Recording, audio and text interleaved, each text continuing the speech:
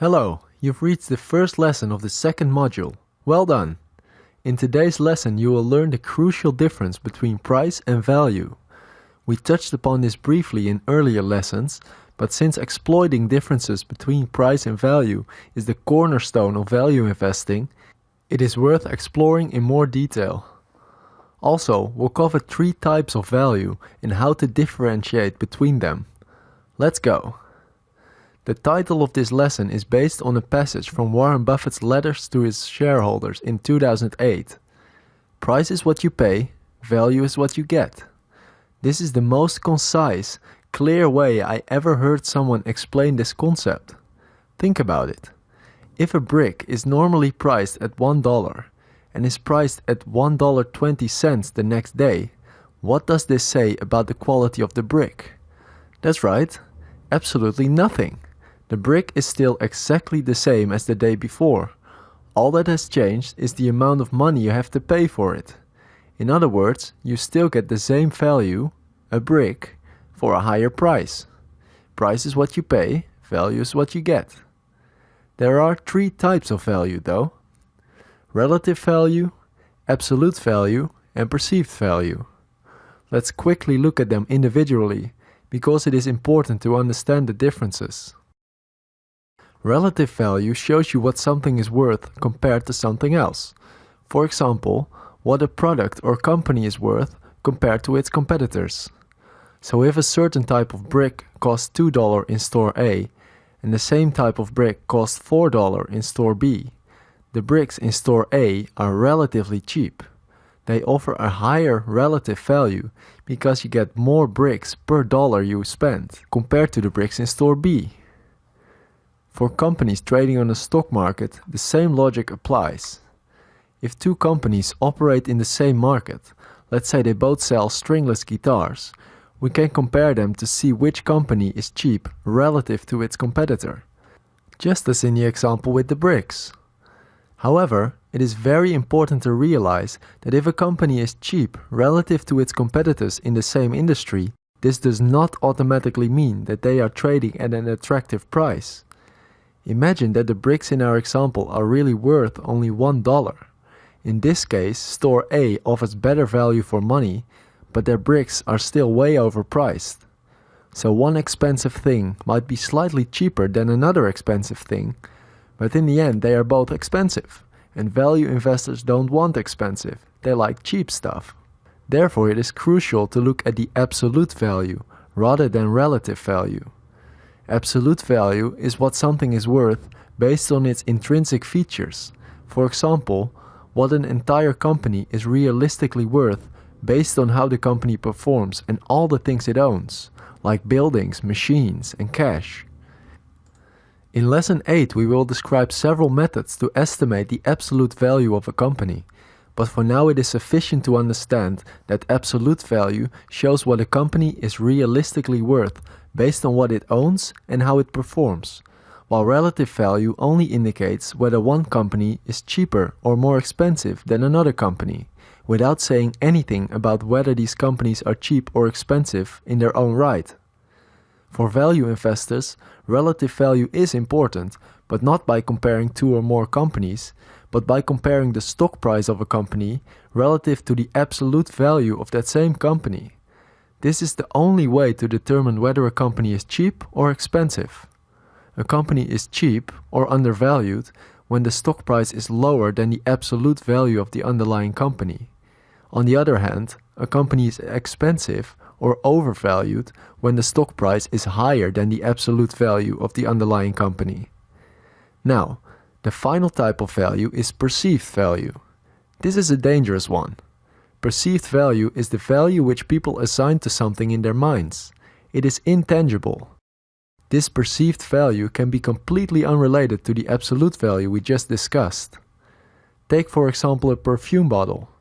It might cost only a few dollars to produce a bottle of perfume, which means the absolute value is rather low. But because perfume is marketed as a luxury product, consumers perceive the value of a bottle to be much higher than the actual production costs and are therefore willing to pay serious money for it. In other words, perceived value affects the price that people are willing to pay for something. This also happens on the stock market. Only the marketing is replaced by financial news and analyst recommendations. Seth Klarman said the following about this. Security prices reflect investors' perception of reality and not necessarily reality itself. Let's take for example the dot-com bubble of 2000. During that period, the perceived value of technology companies was at an all-time high. Investors were willing to pay ridiculous prices for companies which were worthless from an absolute value standpoint. You all know how this turned out.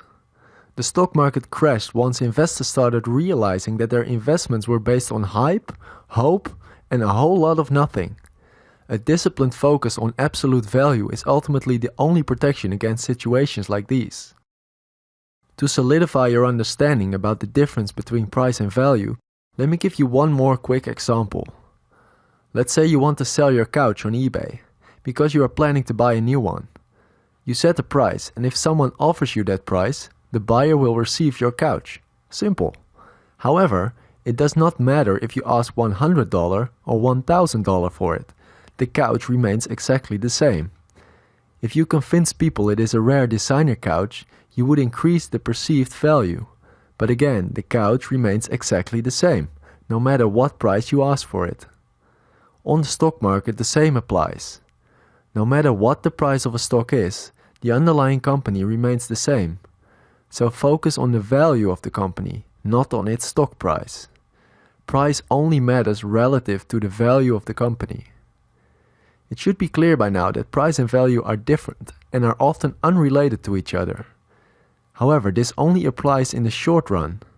In the short run, stock prices are unpredictable, but in the long run, they are loosely tied to the performance and value of the underlying company. So if you buy a company at a cheap price, which is way below the absolute value of the company, you cannot predict when the stock price will rise, but you can be fairly certain that eventually the price will equal value. Patience is the key here. Buffett's famous quote says, "In the short run, the market is a voting machine, but in the long run, the market is a weighing machine." Let us end this lesson with a story about Mr. Market. Mr. Market is a fictitious character described by the father of value investing, Benjamin Graham, in his influential book The Intelligent Investor. This metaphor for the stock market will radically change the way you look at investing. The story is this. Every single day, a guy named Mr. Market comes to your house and offers you stocks for a certain price. You then have the option to buy, sell, or do nothing. It doesn't matter to Mr. Market what you decide to do, because he will be back with a new quote the next day anyway. However, Mr. Market is a manic depressive guy. When he is in a good mood, he gets greedy and quotes ridiculously high prices. But when he is feeling depressed and fearful, he is willing to sell you the same stocks for rock-bottom prices. What Benjamin Graham tried to point out with this metaphor is that the price of a stock is primarily determined by emotions rather than facts. The prices Mr. Market quotes you on a daily basis therefore say little about how well the underlying company is actually performing. He does not offer you guidance. He simply pitches opportunities, and then you can decide whether to act on it or not. So how can you apply this to your own investment strategy? Well, Graham teaches us to profit from market folly rather than to participate in it. You can take advantage of Mr. Market's manic depression by buying stocks when he is depressed and selling to him when he is manic and optimistic. If the prices that Mr. Market quotes are unattractive, just sit still and wait for a better offer. He'll be back tomorrow. But is this Mr. Market metaphor still valid in today's world? Warren Buffett thinks it is.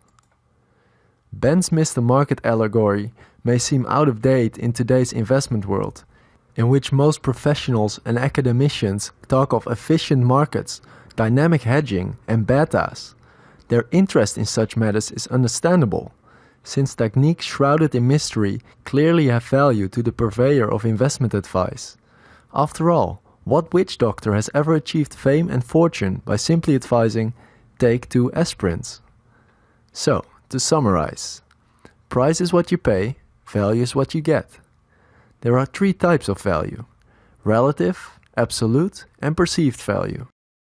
Relative value examines what a company is worth compared to its competitors. Absolute value examines what a company is realistically worth based on its performance and the things it owns. Perceived value is the value people assign to something in their head. Stock prices reflect investors' perception of reality, not necessarily reality itself. In the short run, a stock price says nothing about the value of the underlying company. In the long run, stock prices will eventually reflect the absolute value of a company. Benjamin Graham Mr. Market's metaphor is a great way to think about investing and still applies in today's world. I'm guessing you've taken a lot of notes during this lesson because we covered a lot. In today's lesson, we briefly touched upon the fact that stock prices can significantly diverge from absolute value in the short run. The next lesson will explore in detail why this happens, how our mind sometimes works against us, and how all of this causes stock market bubbles.